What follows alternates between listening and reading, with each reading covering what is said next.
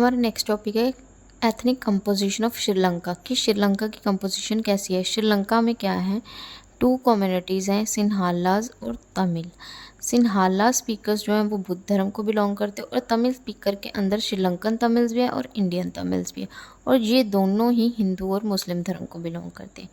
इस पूरे श्रीलंका में 7% क्या है, क्रिश्चियंस हैं। और ये जो हमें पता है कि ये श्रीलंका जो आपको देखा भी हुआ मैप में कि ये बहुत छोटा सा है, ये एक आइलैंड नेशन है जो किसके पास है, तमिलनाडु के पास है, और इसकी पॉपुलेशन सिमिलर टू हरियाणा है और अराउंड पॉपुलेशन 2 करोड़ है। जब देखा सिन्हाला स्पीकर्स की कम्युनिटीज़ जो है वो क्या है, ज़्यादा है, तो इनको प्रेफरेंस ज़्यादा देने लगी। तो इनके अकॉर्डिंग क्या क्या लॉज बने थे उस टाइम पे श्रीलंका में, तो वो सारा हम रीड करेंगे। नेक्स्ट टॉपिक है हमारा मेजोरिटेरियंस इन श्रीलंका, यानी कि जो मेजोरिटी ग्रुप है उसको कैसे प्रेफरेंस देगी वो सारा देखेंगे। It is a idea that majority group should have the freedom to govern a nation, कि मेजोरिटी ग्रुप को फ्रीडम थी कि वो देश को चला सके, हाउएवर इट इज़ प्लेसेस, मतलब जैसे उनका दिल चाहता है वैसे। It neglected the needs and desires of minority, जो माइनॉरिटी ग्रुप से जैसे कि तमिल स्पीकर्स थे या तमिल कम्युनिटी को जो बिलोंग करते थे, उनकी नीड्स और डिज़ायर को क्या कर देते थे, निगलेक्ट कर देते थे। As Sri Lanka gain the independence in 1948 soon the Sinhala supremacy was imposed, जैसे ही श्रीलंका को इंडिपेंडेंस मिली 1948 में, वैसे ही सिन्हाला सुप्रीमेसी इम्पोज हो गई। अब गवर्नमेंट ने कुछ कुछ लॉज एनफोर्स करे थे सिन्हाला सुप्रीमेसी को देख के। तो उन्होंने क्या करा था, सिन्हाला की जो लैंग्वेज थी सिन्हालीज, उसको ऑफिशियल लैंग्वेज डिक्लेयर कर दिया था इन श्रीलंका।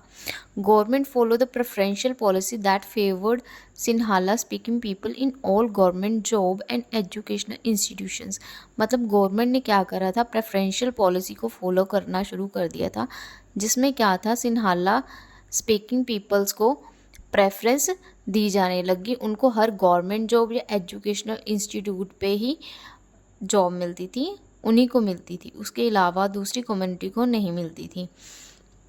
तो इस तरह से डिस्क्रिमिनेशन होने तक। अब हम रीड करेंगे इफेक्ट ऑफ मेजोरिटेरियन इन श्रीलंका की श्रीलंका में मेजोरिटी ग्रुप की वजह से क्या क्या इफ़ेक्ट्स पड़े। जैसे सिन्हालास कम्युनिटीज़ क्या थी, ज़्यादा थी, तो इस तरह से क्या क्या असर पड़ा उसका। Feeling of alienation among Sri Lankan Tamil की, जो श्रीलंकन तमिल थे उनके अंदर नीचता की भावना पैदा होने लगी। Sri Lankan Tamil felt discriminated in terms of employment opportunities की, मतलब उनको पता लगने लग गया था कि उनके साथ एम्प्लॉयमेंट अपॉर्चुनिटीज़ में भी भेदभाव हो रहा, कि सिन्हाला को पहले प्रेफरेंस दी जाती है और उन्हीं को प्रेफरेंस दी जाती है। None of the political party showed any regard for their language and culture, कि तमिल कम्युनिटी के लोग जो हैं उनके लिए कोई भी पॉलिटिकल पार्टी कोई रिगार्ड नहीं रखती, उनके कल्चर के लिए, उनके लैंग्वेज के लिए।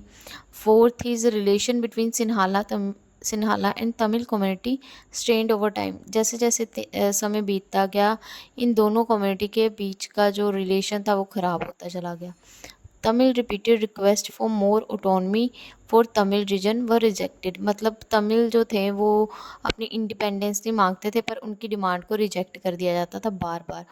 Bye 1980 several organization was formed for the demanding independent Tamil Eelam, कह रहे 1980 में क्या हुआ, कुछ ऑर्गेनाइजेशन बनी और जो क्या तमिल ईलम की डिमांड करने लगी। तमिल ईलम बेसिकली क्या था, अपना ही तमिल कम्युनिटी अपना अलग रीजन बनाना चाहती थी, अपना अलग एरिया बनाना चाहती थी, उसकी डिमांड थी।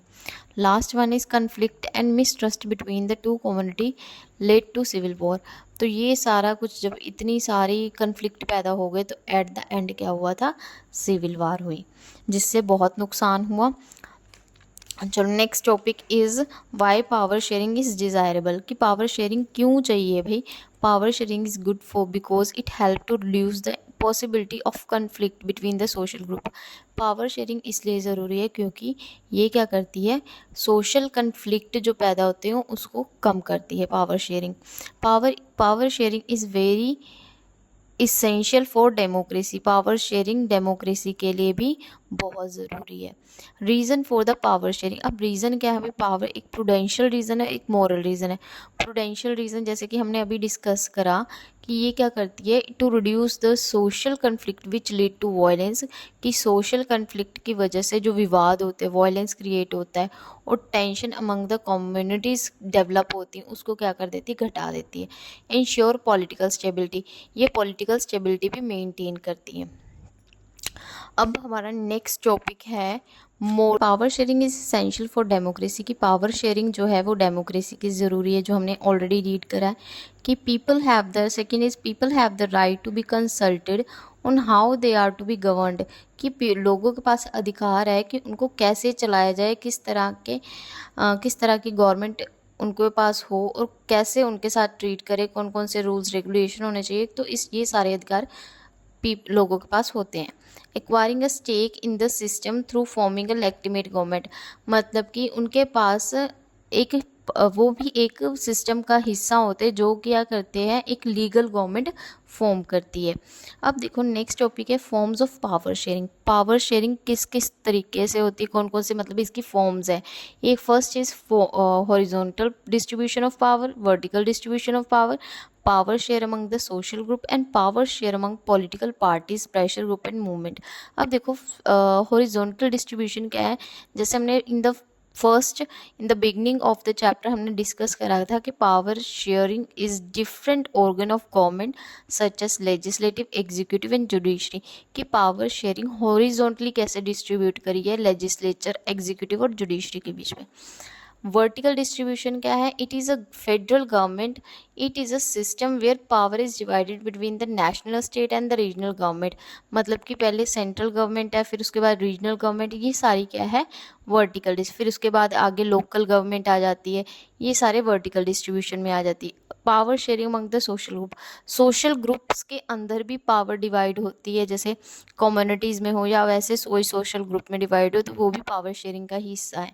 Last one is power sharing among the political party, जो पॉलिटिकल पार्टी के पास पावर होती है, और pressure groups and the movement, pressure groups वो होते हैं जो ग्रुप्स क्या करते हैं, गवर्नमेंट को प्रेशराइज करके कोई काम करवाते हैं या कुछ भी है, वो हमारे प्रेशर ग्रुप्स होते हैं। ये हमारा हो गया पावर शेयरिंग ख़त्म। तो आपको कैसी वीडियो लगी है ये आप लाइक, सब्सक्राइब और विद कमेंट हमें बता सकते हैं। Thank you.